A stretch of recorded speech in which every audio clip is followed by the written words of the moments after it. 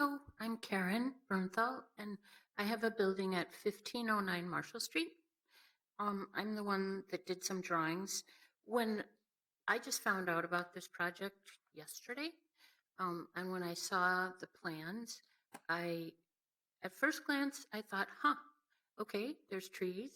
It looks like it's in scale, according to that drawing. I like the facade. I like that there's balconies. It looks like there's a variety of ins and outs of the building, although it's hard to tell on the building. And then I went, it's 6 stories tall, but it doesn't look like a 6-story tall building. Dusty's is 2 stories. So because I'm an artist and I understand perspective drawing, I actually did some lines to help everybody understand the scale. And I hope does this work to put it on? Yeah, that should work. Okay. There you go.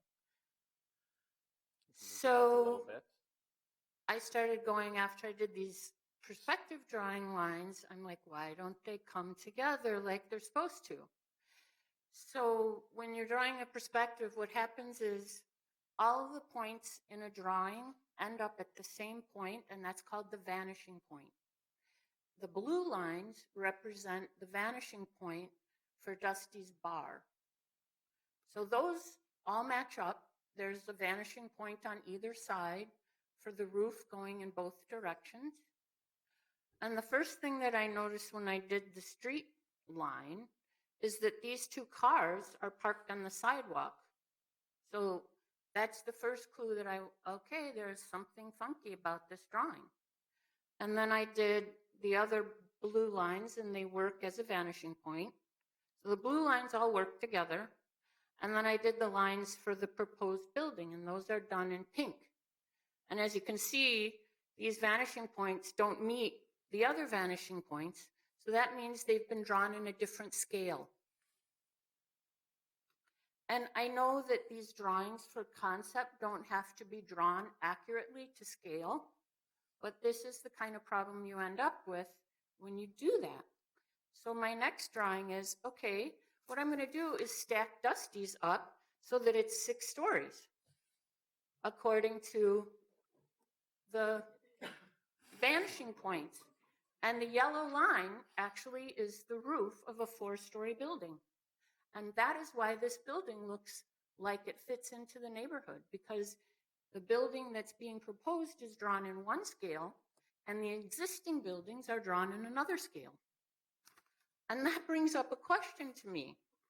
And that question is, this building design is an act of faith on your part. You can only make decisions based on the information you're given. And that brings up this question of integrity and trust and all of the other things that you're going to ask this developer to do. Where are they going to cut corners? And I'm telling you that I know, I've heard that there is, CPM has a reputation for maximizing profit for their investors and leaving the neighborhood with the aftermath of bad design. And that's a problem for me.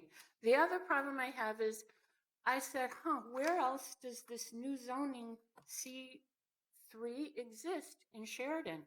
It does not exist anywhere else in Sheridan. It's a spot zoning for this particular developer. And then I looked at the city's plat number 9, and I could not You want to rotate that 90 degrees. I couldn't find any C3 zoning anywhere in plat 9. Nowhere. So this developer is asking for a very intensive zoning just for his development, and on top of it, he wants a conditional use permit to add to the height of a very intensive zoning use. And I just have to say that I'm against that, and that's my presentation. All right, thank you. Who would like to speak next? Yes, please state your name and address for the record. Hi, good afternoon. My name is Tyrone Fallyard Olson. I'm general counsel at Food Building, which is at 1401 Marshall Street. It's directly across the street, across 14th from this proposed development. So I represent Food Building, Red Table Meat Company, and Bakersfield Flour and Bread. and the founder and owner of all of those, Karen Fallyard, who couldn't be here today. I want to start out by saying that we are very supportive of development, of commercial development, of residential density. We think that those are all very important things to have in our city. That being said, development needs to also support small businesses, and the parking situation that we have in this proposal does not support the small businesses that are in the immediate area. I think that 47 parking spaces for a 110 unit location is woefully inadequate for what we need for this area. You've heard from Jenny Fortman, who is very knowledgeable about the neighborhood in this particular area, that we already are at times inundated with parking spaces. So what we need is to have a development that accounts for that. So what we're asking for, and I will say I greatly appreciate all of the proposals that the developer is talking about in terms of Metro Transit and biking, all of those things. In my experience with the Greenbelt apartment building, which is just one block down from this, and the type of I know some millennials at Target who are now there, which I think this type of development would be ripe for those types of individuals to live here. I find that they try to use transit and biking, and that's in addition to the car that they have parked in the parking lot. So while I do think that those are great gestures, I don't think that that seeks to deal with the parking issue that we would have here.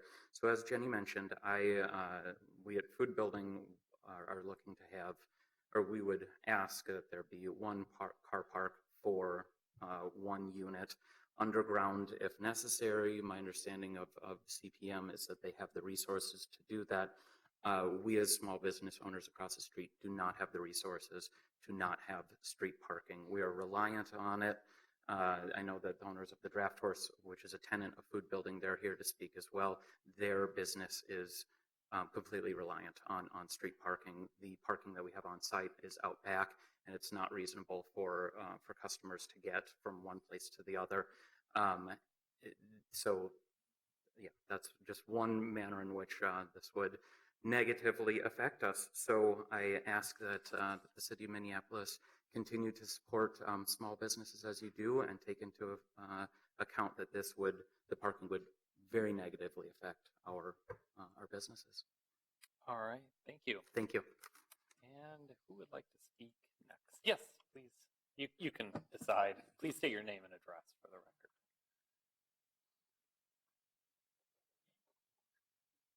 Hi, my name's Pasquale Stevie, and I own Dusty's Bar. And it's been about 3 years of interviewing developers. And what was most important to me, was that the bar stayed. And my help had jobs, and there'd be future employment there for people. And there was developers that I interviewed that just wanted to level the space, and there would be no more Dusties. And these CPM was one of the few that stepped up and said, "We'll keep it. And we'll keep it as Dusties, and my help would have jobs." And that's my main deal there. All right, thank you. Okay. And next speaker. Please state your name and address. Sure. Sure. Eric Bell, building owner of 1400 Marshall, which is kitty corner from this development. Just kind of want to speak on parking. It's a big deal for us. The developer mentioned a whole bunch of stuff about bikes and transit, and all that's awesome, but there's still the physical cars. So that's my big concern, dealing with those and allowing spaces for parking on 14th Street. That's it. All right, thank you. And any other speakers? Yes. Hi, State your name. I'm Luke Kyle, co-owner of the Anchor Fish and Chips on 13th and 3rd, and the Draft Horse on 14th avenue across from this development. We are, happy for development in the neighborhood, definitely, and it's a wonderful neighborhood. Of course, people want to live there. We're happy the developer, is keeping Dusty's there also. But our main concern, I think, as you probably gathered from everybody that's spoken, is the parking issue. We fear that it would be detrimental to our business. We've already seen problems on 13th after the Greenbelt building went up with just the residents in the neighborhood. Myself, my wife, we live in the neighborhood too. As Jen mentioned, a lot of the residents in the neighborhood don't have alley parking or parking garage, so they're reliant on, parking close to their home that they've owned for years. So I really see this being a problem.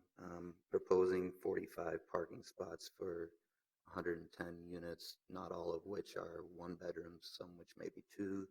So there you're looking at an extra 100 cars without a parking spot, excuse me.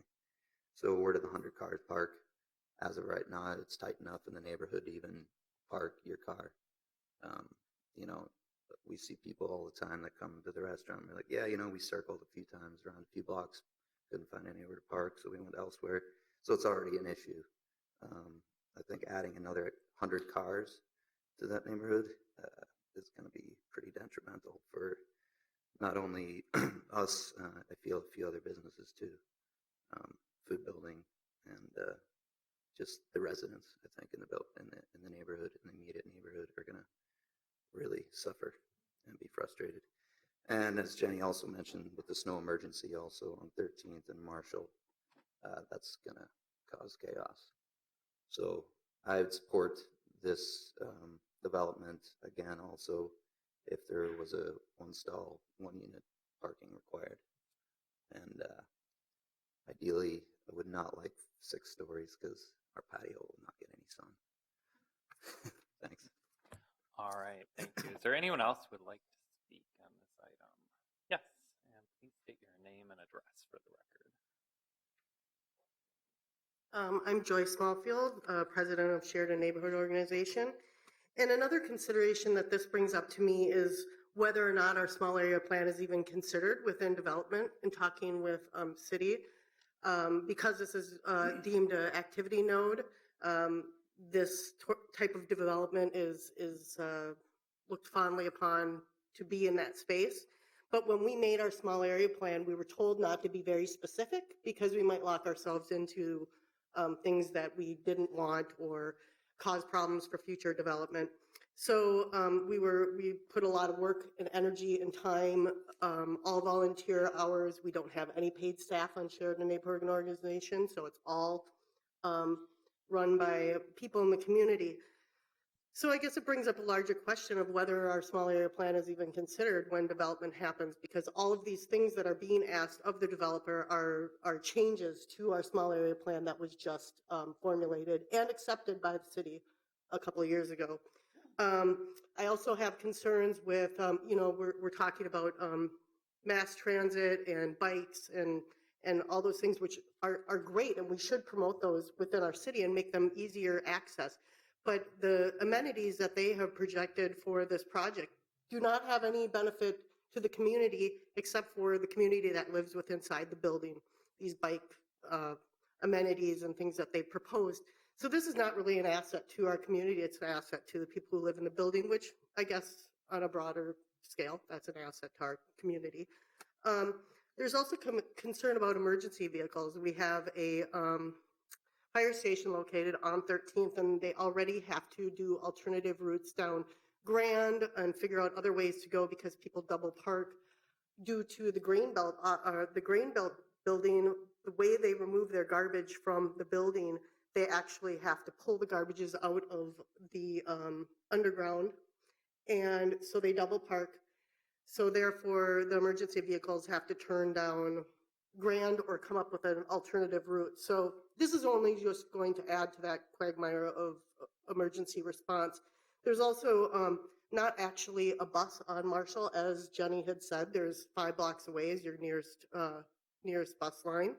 And just on a outside of this is when does this kind of market rate, which is not affordable to many people, when is the sunset on this kind of development? There's one going in by CPM at Mortimer's in Uptown, and now they're building these same kind of units in our neighborhood. And I just would hope going forward that the city starts to see that people of lower incomes are losing their housing.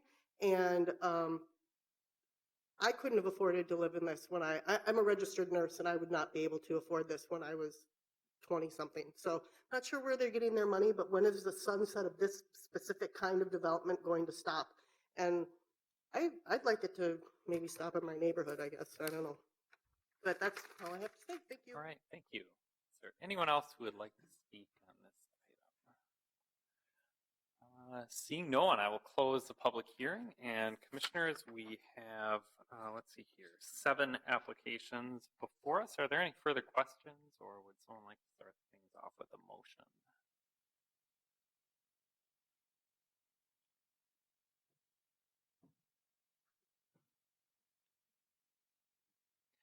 Peter, I might ask a question.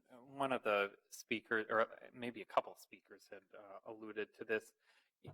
In addition to the comprehensive plan policies, how does the Sheridan small area plan relate? I realize that's, of course, part of the comprehensive plan as well, but how do the policies in that plan relate to the more general comprehensive plan policies that are listed in the analysis of the rezoning application?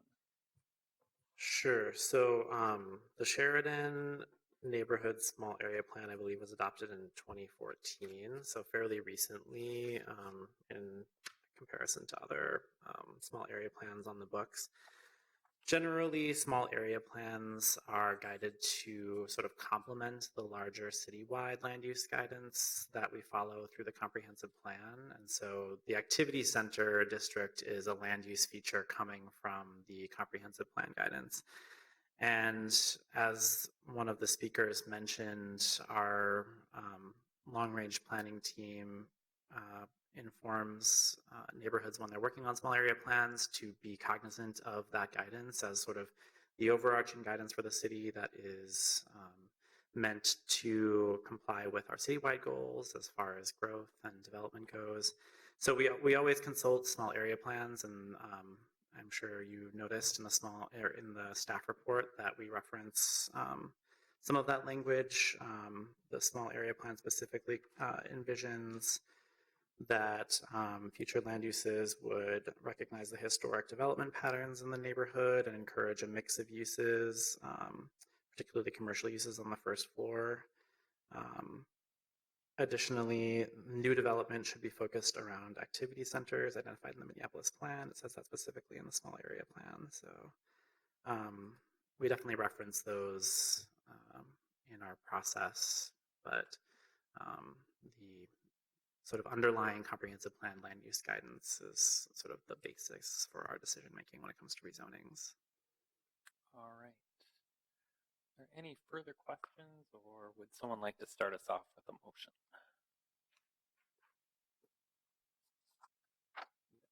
7 applications before us, starting with a rezoning. Commissioner Slack or Commissioner Kronzer? Well, just to get the conversation started, I'll move staff recommendation for item A, rezoning. All right, we have a motion to approve item A, the rezoning. Is there a second? We have a motion and a second. Is there any discussion? Well, I might just say, you know, obviously, and one of the speakers have mentioned this, there isn't currently any other C3A zoning in this general vicinity. However, since this few block area right around Marshall Street and north of Broadway is designated as an activity center in the comprehensive plan, I do think the C3A zoning district, which is the activity center zoning district, is appropriate at this location, and really the proposal we have before us in terms of its overall density and bulk FAR really fits kind of the policy guidance we have for those areas. So I think it's appropriate in this location. If there is no further discussion, we have a motion. Commissioner Bender. Thank you, Mr. Chair. I think maybe folks are kind of waiting and kind of taking in all of the commentary because there were a lot of things covered during the testimony. So I just kind of wanted to take a moment to reflect on some of that. We often hear concern from neighbors about new buildings in neighborhoods, especially when there hasn't been a lot of market rate development recently. And even when there has been, a lot of folks mentioned projects in my ward where there have been, thousands of new units built in the past 10 years. I think this body and the city council as well have to weigh this push and pull of the fact that our city is growing, and our comprehensive plan and all of the sort of plans that go along with it are doing their best to guide that growth. But the reality is we have one of the lowest rental vacancy rates in the country, and we have rising housing costs. We have 51% of our city that is homes that rent. And so all of those neighbors are at risk for displacement as their rents rise, as more people move in. And so we don't have, I have been working actually for many years and haven't quite gotten the political support we need to pass an ordinance that would require subsidized affordable housing within new market rate projects. And I am still working to build that support. But we do not currently have a policy that says, that we can require rents to be a certain amount in new developments. We hear that concern a lot from neighbors, but for now, we don't have any guiding regulations about requiring affordable units in new developments. So that said, we do continue to have a need for these market rate housing units. And what we see in cities across the country is that when cities stop growth, stop new housing from being built, rents continue to rise and neighbors are displaced. And so that's one of the things that I weigh as a policymaker, again, when we look at each individual development, is that greater context that housing is needed in our city and has to go somewhere. And all of the guiding documents that we have so far today sort of direct them to places like activity centers like this one. And so this rezoning is that sort of policy decision about should we allow for this kind of development here, and that's the bigger context that I weigh when I look at these individual proposals. All right, thank you. Is there any further, Commissioner Sweezy? Thank you, Mr. President. I'll just put my cards out on the table. I agree with a lot of what Councilmember Bender has said. I like the building. I think it looks nice. I don't like that it doesn't have commercial space on the first floor. But the thing I can't get past is the parking. There's already, permissible to go down to half. This isn't Lindale and Hennepin. I think people do have cars in this neighborhood. I think it's an issue. I think it's going to stay an issue, if not get worse. And I can't support it with at least the minimum of that 55. I understand that perhaps it's more expensive, but I think this is a big project. It's a nice project, and there has to be some way to at least get that minimum amount. So I can get behind everything else, but I just can't get behind the lack of the parking. All right, and I will clarify. So far, our motion is just on the rezoning, and we'll get to the parking in a moment. So if there is no Commissioner Lupke Pier. Yeah, since we're all discussing kind of the whole gamut of issues, I just wanted to point out that I just want to commend the neighborhood for advocating for affordable housing in their community. A lot of times we see the opposite. And so I think that that's a really laudable goal. And I would encourage you, since many of you are aware, and you pointed out that there's a development going to be proposed in the near future, to proactively reach out to the developer and kind of see what the interest might be, or if there's an opportunity to add that in the future. Because I think if enough voices are heard, it might happen. I mean, obviously, Commissioner Bender or Councilmember Bender is working on it from this end, but it also helps to have advocacy from the ground up. So I just want to encourage that spirit of community, and I thank you for testifying to that fact. Thank you. All right. Is there any Commissioner Rockwall? Just a quick comment on off of Commissioner Sweezy's comment. I think that a lot of us and the activity center designation favors a mixed use here, and we've seen a few projects come through in the last couple months, and I know more are coming that are working with this live workspace idea of activating the street front. And, I think if this gets approved today, we'll be watching these projects that have these live workspaces to see how they work and whether they do in fact activate the street front. And I hope they do, but I hope there's a lot of time spent thinking about how these function in real time, because if they don't function in a way that really enlivens the street in a place where our policy calls for mixed use, I think we'll see that. I would try to shut that down. Thank you. Is there any further discussion? Maybe while we vote, Peter, if you wouldn't mind putting the correct site plan on the overhead there, just in case that is showing up in the video. If there's no further discussion, clerk, please call the roll. Freeland. Aye. Sweezy. Aye. Slack. Aye. Rockwall. Aye. Lipke Pier. Aye. Kranzer. Aye. Gagnon. Aye. Bender. Aye. 8-0. All right, and that motion on the rezoning to approve the rezoning carries. Commissioner Rockwell. I would move to adopt staff recommendations B through G. Okay, we have a motion to approve items B through G. Is there a second? Second. We have a motion and a second. Any discussion? Commissioner Kranzer. Yeah, I guess getting back to the parking question, for the record, people at Lynn Lake do have cars, and we deal with people parking in this situation as well. I don't really like the conversation about pitting one part of the city against the other. What I do notice looking at Google Maps is a lot of homes have garages. I mean, some don't have alley access, but some have garages. And I kind of say this in jest, but maybe the city needs to encourage folks who have car space off the street to use it more. We have a lot of space dedicated to cars in the city right now. And I'm wondering if it's being used sufficiently enough. My neighbors, they don't park in their garage. They park 2 cars on the street. I have 2 cars. I park one of them on the street. I'm just wondering if there's a better way to use the space we have for cars. Now, this is not going to change this project one way or the other. But my point of saying this is that I think I can support this project given where we need to kind of get as a city. But I think there's maybe other steps we can do more globally to help with this parking situation as it moves forward. So thank you. All right, thank you. And is there any further discussion? Again, that's motion to approve items B through G. Hearing none, clerk, please call the roll. Bender.